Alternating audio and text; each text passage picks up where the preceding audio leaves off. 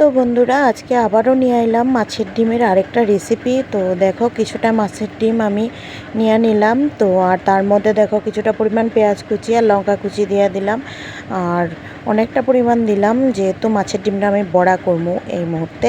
তো তার কারণে কিছুটা না বেশ কিছুটা পরিমাণ আমি পেঁয়াজ কুচি দিয়ে দিলাম। আর দেওয়ার পর দিয়ে দিতেছি আমি এদিকে হলুদ গুঁড়া আর দিতেছি লবণ, পরিমাণ মতো স্বাদ মতো লবণ দিয়ে দিতেছি।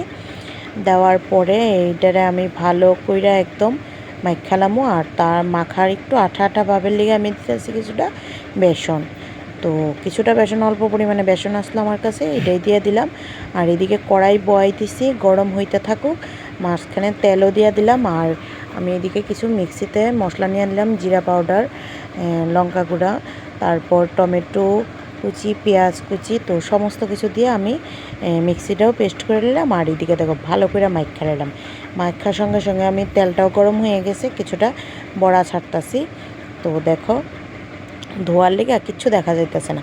তো যাই হোক কিছুটা পরিমাণ বড়া দেওয়া হয়ে গেছে। দেখো অনেকটা বড়া, একদম বড়াটি লাল লাল করে ভাজা নিলাম। ভাজার পর আমি কিছুটা আলু ভাজা নিলাম। আর এই দেখো বড়ার কালারটা দুর্দান্ত। তো তারপর দেখো আমি আলু ভাজতেছি এদিকে, তো অনেকটা লাল লাল করে আলুও ভাজা লাইছি। ভাজার পরে দেখো আমি আবার কিছুটা পরিমাণ পেঁয়াজ কুচি দিয়া তেলের মধ্যে মানে ডিম ভাজার তেলে আমি পেঁয়াজ কুচিটা দিয়া একদম পেঁয়াজটাও লাল লাল করে ভাজা নিলাম, অনেকটা পরিমাণে পেঁয়াজ এখানে। আর ভাজার পরে আমি মিক্সির পেস্ট দিয়ে দিলাম মশলাটা, যেটা টমেটো, দেখো একদম লাল লাল টমেটো আর লাল লঙ্কা, একদম কালারটা লাল হয়ে গেছে। তার মধ্যে হলুদ গুঁড়া আর লবণ দিয়ে দিব। দেওয়ার পর এই দেখো লবণ দিয়ে দিতেছি।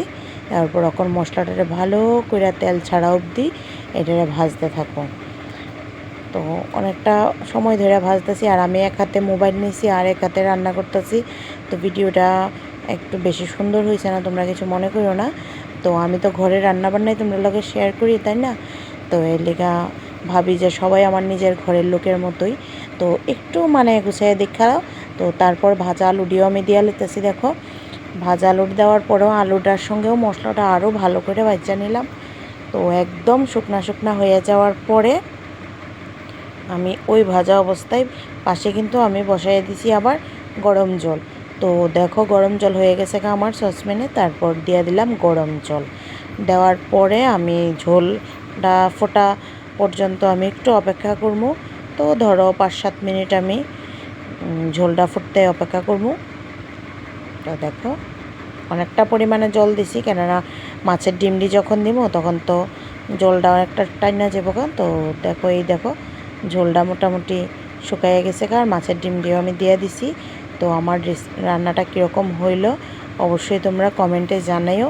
কিন্তু খাইতে দুর্দান্ত হয়েছিল। দেখো কালারটা কীরকম হয়েছে, তোমরাও তো আর খাওয়াইতে পারলাম না, খেলেও কীরকম হয়েছে রান্নাটা, তোমরাও ট্রাই করতে পারো। তো আমার তো খুব ভাল লাগে এই রান্নাটা। টাটা সবাই।